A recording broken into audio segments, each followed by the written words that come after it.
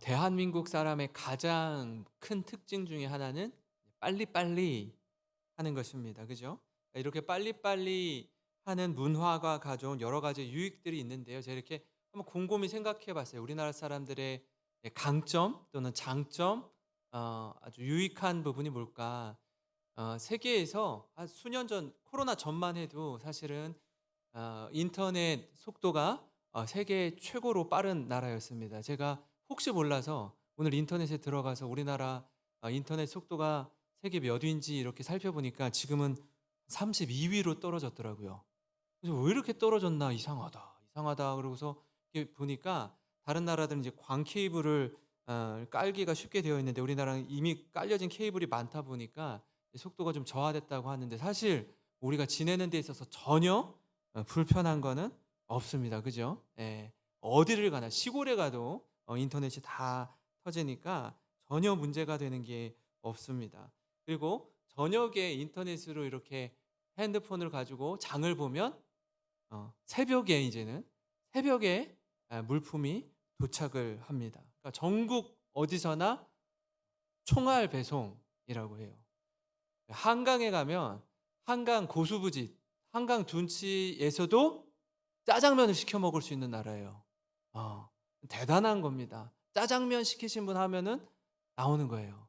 그 정도로 어 대단한 나라입니다. 그리고 세계에서 유일무이하게 원조를 받던 나라에서 원조하는 나라로 아주 찬란한 경제 발전을 이뤘습니다. 뭐 이 외에도 빨리빨리 문화가 가져온 유익이 굉장히 많습니다. 그러나 한편으로는 성급하게 일을 처리하다가 그르친 경우들도 있었습니다.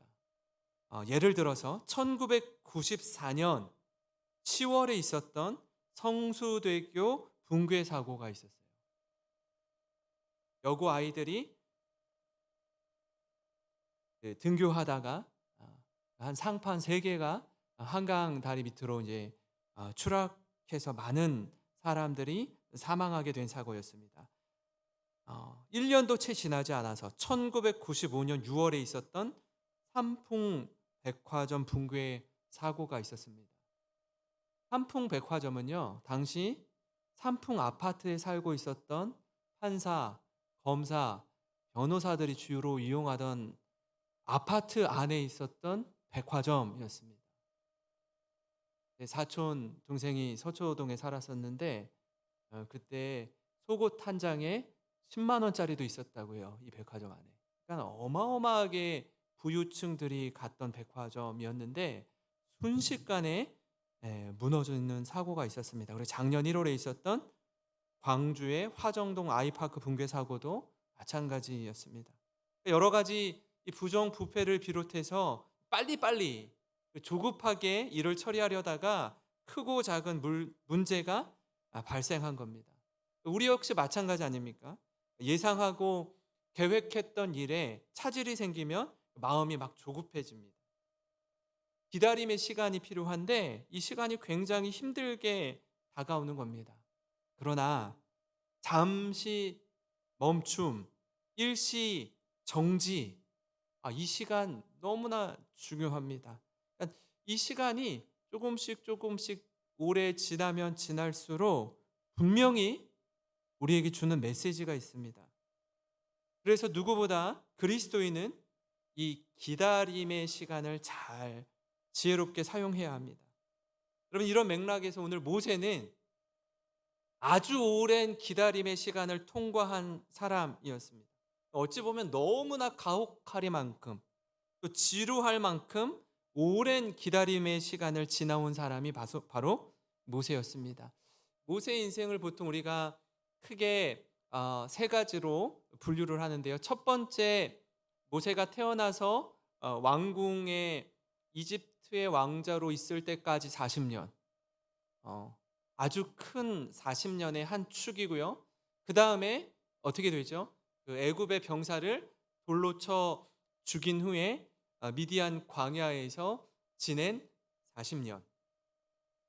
그리고 마지막으로 하나님의 부르심을 받고 이스라엘 백성들을 이끌고 광야에서 이제 가나안 땅을 눈앞에 두기까지 그들을 인도한 40년. 그렇게 120년의 인생을 보냈습니다. 그러니까 어떻게 보면은 모세의 인생에 있어서 가장 화려하고 찬란하고 너무나 잘 준비되었던 그 40세 황금기 때의 모세를 생각하면 하나님의 입장에서도 그렇고 모세 자신의 상황과 처지도 그렇고 이때 하나님이 이스라엘 백성들을 인도하는 지도자로 사용하셨다면 너무나 멋지게 쓰지 않았을까라고 모세는 그렇게 생각했는데 하나님은 달랐던 거예요. 그렇지 않다라는 겁니다. 오히려 바로의 눈을 피해서 이 미디안 광야 40년의 시간을 지나면서 아주 오랜 기다림의 시간을 갖게 하십니다. 어느 정도로 이 시간이 지루할 정도냐면 자신의 능력, 자신의 힘, 자랑, 이젠 하나님 제게 남은 게 아무것도 없습니다. 자신의 화려하고 찬란했던 모든 과거가 그냥 다 잠겨버릴 정도로 과거가 다 잊혀질 만큼 오랜 시간을 지나게 하시는 거예요.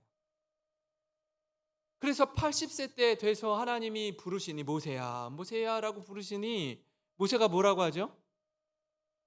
하나님 저 이제 아무것도 못합니다. 기브업입니다. 다 포기했습니다. 그럴 나이도 아니고 그럴 힘도 없습니다. 말주변도 없고 무기력한 상태에 놓여 있는 하나님 보십시오 저를. 이 광야에서 양이나 치고 있는 80세 된 노인이 뭘 할 수 있습니까 도대체? 이렇게 오히려 하나님께 항의하는 겁니다. 스스로 이렇게 생각할 때 하나님 부르시는 거예요. 여러분 이 장면을 가만히 생각해 보면 하나님은 하나님이 사용하시고자 하는 도구로 부르실 때에 철저히 우리의 힘, 우리의 능력, 우리의 자랑을 내려놓게 하신 다음에 부르시더라고요. 힘을 빼게 하신 다음에 부르시는 거예요. 그래서 이 모세를 콜링하실 때 모세가 이렇게 하나님께 반응하는데요. 출애굽기 3장 11절에 모세가 하나님께 아뢰되 내가 누구이기에 바로에게 가며 이스라엘 자손을 애굽에서 인도하여 내리이까?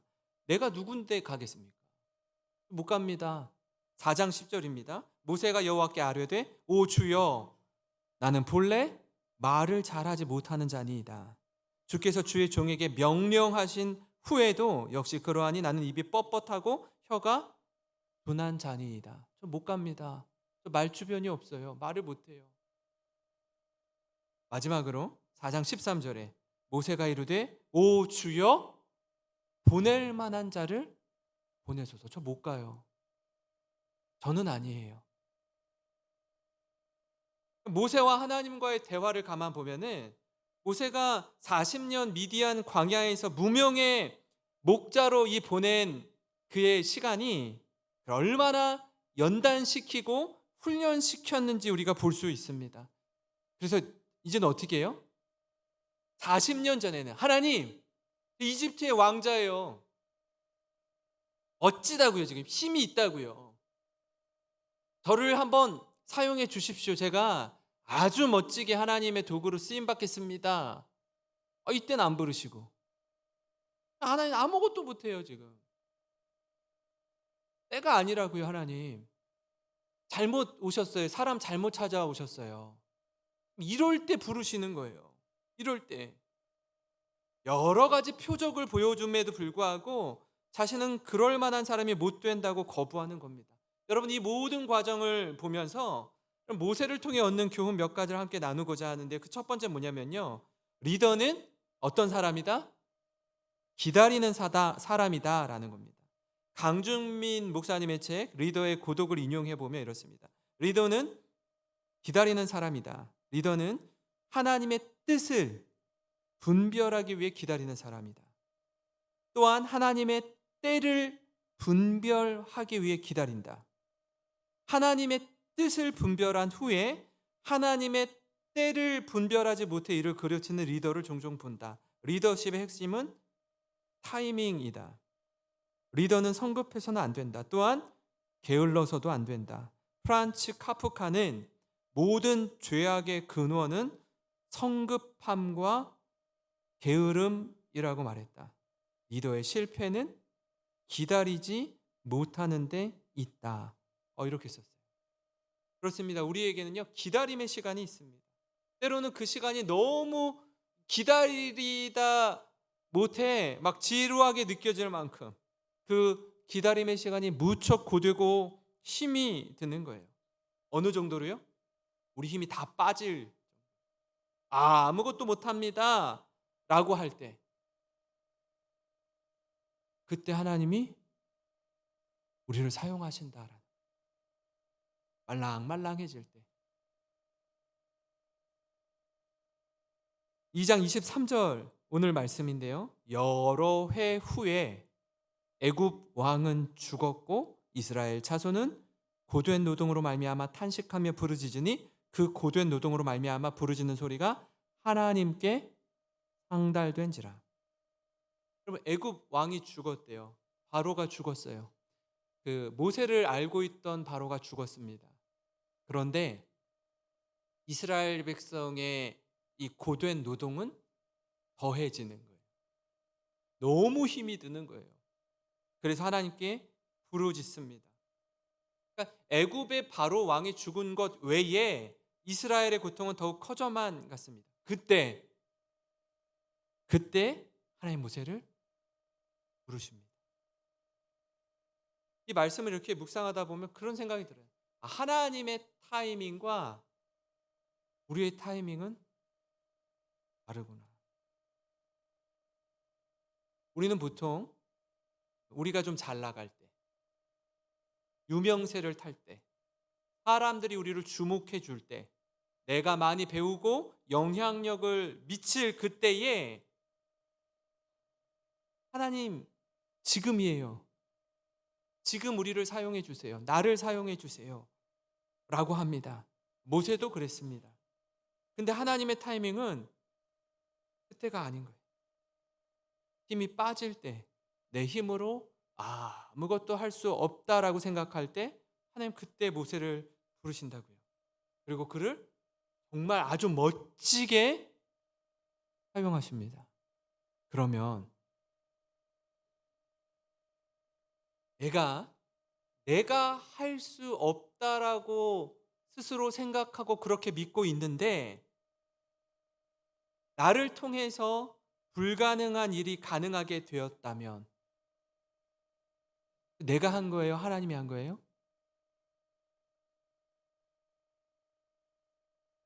일하는 내가 이거 안 된다고, 이거 할 수 없다고 라고 철석같이 믿고 있는데 그 일이 나를 통해서 이루어졌으면 그 내가 한 거예요? 하나님이 한 거예요? 하나님이 한 거예요. 내가 믿지 못하는 일이 나를 통해 이루어졌다면 그 내가 한 거예요? 하나님이 한 거예요? 하나님이 하신 거예요. 그래서 사람들이 이렇게 말할 때 있잖아요. 그죠? 이 모든 영광을 하나님께 올려드립니다. 왜요? 내가 한 게 아니기 때문에 그래요. 나도 믿지 못했던 그 일들이 나를 통해 하나님이 이루어 가시는 모습을 보면서 그냥 사람들이 주목하니까, 사람들이 박수 쳐주니까 그 자리에서 이게 모든 영광을 하나님께 돌립니다가 아니라 그냥 그냥 겸손을 떠는 이야기가 아니라 진심인 거예요. 진심. 그냥 속으로는 내가 했는데 겉으로 사람들 앞에서 하나님이 하셨다고 해야 인정받고 높아지니까 말로만 그렇게 하는 게 아니라 실제로 아무리 생각해봐도 하나님이 나를 통해 하신 게 맞기 때문에 바울의 고백처럼 내가 나 된 것은 오직 하나님의 은혜로 된 것입니다 라고 고백하는 것입니다. 사랑하는 성도 여러분, 우리에게도요, 모세처럼 또는 요셉처럼 또는 다윗처럼 기다림의 시간이 필요합니다. 한 번에 다 될 것 같고 한 번에 다 이루어질 것 같지만 하나님은 노라고 하실 때가 있습니다. 그러면 그때를 기다리는 것입니다.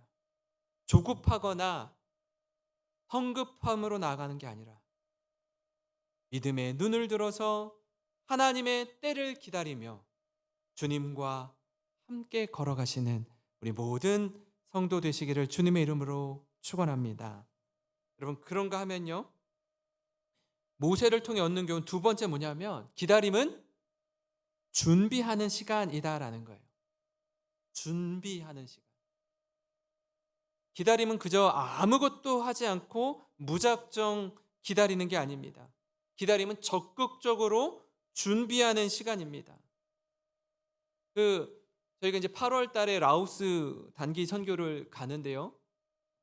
이미 선교팀 모임은 시작되었고 이제 조금 후면 더 구체적으로 준비하는 시간들이 있습니다.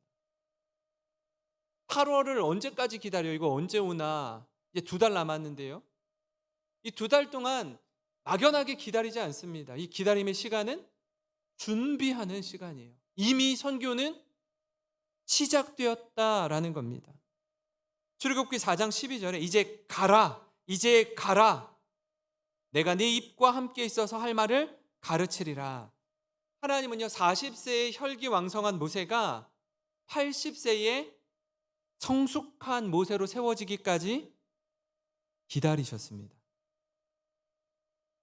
사실 모세가 무엇이든지 이 정도는 내가 할 수 있다라고 생각했는데 아무것도 할 수 없는 자임을 고백하기까지 하나님은 모세를 기다리셨어요. 다시 말씀드리면 이런 기다림의 시간을 통해서 하나님은 모세를 하나님의 사람으로 준비시키셨다라는 거예요. 그리고 하나님의 때에 준비된 모세를 부르십니다. 그리고 그에게 부르심은 콜링이고요. 보내심, 사명은 미션이에요. 부르시면 뭐 하는 거예요? 미션을 주는 거예요. 모세를 부르셔서 어떻게 해요? 이제 가라. 여러분, 이 준비시키는 기간 동안에 하나님은 모세의 어깨에 잔뜩 들어가 있던 힘을 빼게 하셔요. 힘을 빼게 하셔요. 모든 운동이요. 모든 운동을 배울 때 가장 먼저 하는 것이 무엇인지 아세요? 온몸에 잔뜩 들어가 있는 경직되어 있는 몸에 힘을 빼는 것부터 시작합니다. 운동을 처음 배우면 테니스를 또 탁구를 야구를 배드민턴을 어떤 운동이든지요. 어떤 운동이든지 배울 때 몸에 잘하려고 하다 보니까 힘이 엄청나게 많이 들어가요. 코치들이 하는 말이 있어요. 뭐 하라고요? 힘 빼라고. 힘 빼라고. 힘이 들어가면 잘할 수가 없습니다. 힘을 빼야 유연하게 운동할 수 있고 그래야 운동의 효과를 볼 수 있습니다. 여러분, 그렇지 않고 힘 잔뜩 들어간 채 운동 한번 해보세요. 이 운동인지 노동인지 모르겠어요. 집에 가면 온몸이 막 쑤시고 아프고 아리배기고 막 몸이 막 두들겨 맞은 것 같아요. 왜요? 평소에 쓰지 않던 근육을 쓸 뿐 아니라 몸에 힘을 너무 많이 주다 보니까 경직돼서 그렇습니다. 하나님이 리더에게 가르치는 소중한 교훈은 이 기다림 속에 담겨 있습니다. 우리가 지난 몇 달 동안 새벽마다 그리고 오후 예배 그리고 다락방 소그룹을 통해서 우리가 사무엘상 말씀을 나누었는데요. 사무엘 말씀을 나누면서 깨닫는 건 뭐죠?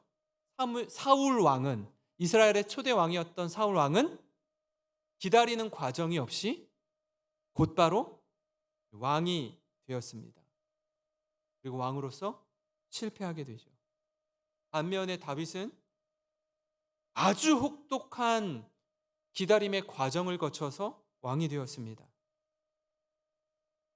이 다름을 아시겠어요? 하나님이 요셉에게 주신 꿈은요, 굉장히 큰 꿈이었습니다. 그러나 그 요셉의 꾼 꿈이 이루어지기까지 아주 오랜 시간을 지나왔어요. 그 꿈이 하루아침에 이루어지지 않았어요. 작은 꿈은요, 쉽게 성취됩니다. 그러나 큰 꿈은 오랜 시간을 거쳐서 성취됩니다. 하나님은 요셉의 꿈을 성취하기 위해서 13년 동안 기다리게 하셨습니다. 기다리는 동안 요셉은 아주 탁월한 리더로 성장했어요. 만민의 생명을 구원할 만큼 무르익게 되었다라는 거예요. 사랑하는 성도 여러분, 우리에게는요, 기다림의 시간이 있습니다. 그런데 이 기다림의 시간은 흘려보내는 시간이 아니라 준비하는 시간입니다. 이 시간 우리의 인격과 성품이 다듬어지고 하나님과의 동행을 누리면서 이 기다림을 통해서 하나님, 주님 쓰시고자 할 때에 마음껏 쓰임 받도록 준비하는 시간으로 삼으시기 바랍니다. 그 은혜의 풍성함이 저와 여러분의 삶에 충만하기를 간절히 기도합니다. 그런가 하면 마지막으로요, 모세를 통해서 얻는 교훈은 기다림의 시간을 통해 성장한다라는 거예요. 성장한다라는 겁니다. 기다림은요, 낭비가 아닙니다. 기다리는 동안 아주 놀라운 일이 전개됩니다. 마치 이런 것과 같아요. 아이가 엄마 자궁에 잉태되면 엄마는 기다립니다. 그죠? 그러면 그 기다림 속에 그 눈에 보이지도 않던 씨앗과도 같은 아이가 자라기 시작합니다. 씨앗을 하나를 심으면 어두운 땅 속에서 씨앗이 자라나기 시작해요. 보이지 않지만, 눈에 보이지 않지만 땅 속에서 놀라운 일이 일어납니다. 씨앗은 어두움 속에 뿌리를 내리기 시작하고요. 줄기가 나고 잎이 나고 열매를 맺습니다. 씨앗을 심고 여러분, 하루아침에 꽃이 피거나 열매 맺을 수가 없어요. 기다림의 시간이 필요합니다. 여러분, 모세 역시 이 기다림의 시간을 통해서 성장의 은혜를 누렸습니다. 애굽의 왕자로 있을 때에 고된 노역 가운데 있었던 자기의 동족 히브리인들을 보고 너무 마음이 아픈 나머지 좌우를 둘러보고 애굽의 병사를 돌로 쳐 죽였습니다. 어떻게 해서든 내가 저들을 구원하리라 라고 생각했습니다. 지금 나의 위치, 지식, 나의 경험을 동원한다면 무엇인가 이룰 수 있을 거라고 생각했어요. 그런데 이 일에 같은 민족인 히브리 백성들이 동의하지 않는 거예요.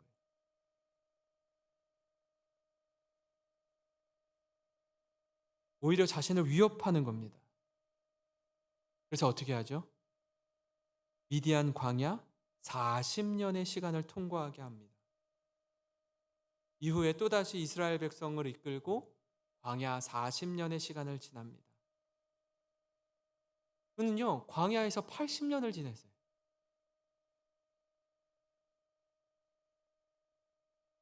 그리고 그에게 어떤 일이 일어나죠? 이 말씀이 너무 중요한데 민수기 12장 3절입니다. 우리 같이 한번 읽겠습니다. 시작. 이 사람 모세는 온유함이 지면의 모든 사람보다 더하더라. 아멘. 80년의 시간, 광야의 시간을 통과한 모세를 가리키는 말 뭐예요? 온유함이 지면의 모든 사람보다 더하더라. 혈기왕성하고 내가 다 할 수 있을 거라고 확신하고 자신만만했던 모세가 이 기다림의 시간을 통해서 그의 온유함이 지면의 모든 사람보다 더했다라고 말씀하고 있습니다. 이 시간을 통해서 변화와 성장의 기쁨을 누렸습니다. 여러분, 기다린다라는 말, 수동태처럼 보이지만 사실은 능동태입니다. 왜냐하면 우리가 기다리는 동안 하나님이 일하시기 때문에 그렇습니다. 여러분, 요셉이 보디발의 집에서 한 걸음 더 악화되어서 감옥에서 지내면서 기다리는 동안 하나님은 요셉을 위하여 열심히 준비하십니다. 요셉이 기다리는 동안 바로의 꿈을 준비하셨고 7년의 풍년과 7년의 흉년을 준비하셨습니다. 그리고 요셉을 통해서 많은 백성의 생명을 살릴 수 있는 무대를 준비하셨어요. 하나님이 얼마나 바쁘게 일하셨는지 모릅니다. 기다리면 역사의 흐름이 보입니다. 요셉은요, 그 역사의 흐름을 볼 줄 아는 리더였습니다. 리더는 하나님이 일으켜 주시는 파도의 흐름을 봅니다. 리더는 파도를 만드는 사람은 아니에요. 파도가 오기를 기다렸다가 그 파도를 타는 사람입니다. 그 파도를 타는 법을 배우는데 오랜 시간이 걸립니다. 기다림은 굉장히 외로운 일이에요. 그러나 리더는 기다림을 통해 성장하는 줄 믿습니다. 교회의 리더는 목사뿐 아니라 모든 직분자들이 리더입니다. 우리 순장님들이 리더이세요. 각 가정의 리더는 우리 부모님들이세요. 사랑하는 성도 여러분, 혹시 하나님 앞에서 각자 상황과 형편이 다 다르시겠지만 이 기다림의 시간을 통과하고 있습니까? 어떤 분은 그래요. 목사님, 도대체 언제까지 기다려야 되는지 모르겠습니다. 제 삶이 너무, 여기 제가 군산에 왔더니 이런 표현을 쓰더라고요. 폭폭하다? 폭폭하다? 퍽퍽하다도 아니고 폭폭하다고 그러시더라고요. 그래서 맨 처음에 폭폭한 게 뭐예요? 그랬어요. 마음이 이게 가슴이 답답하다라는 얘기요. 아, 폭폭혀. 그래서 처음엔 잘 못 알아들었어요. 아, 이 폭폭한 게 그런 게 폭폭한 거구나. 그 폭폭한 시간을 보낼 때가 있어요. 도대체 언제 이 기다림의 끝이 오는 건지,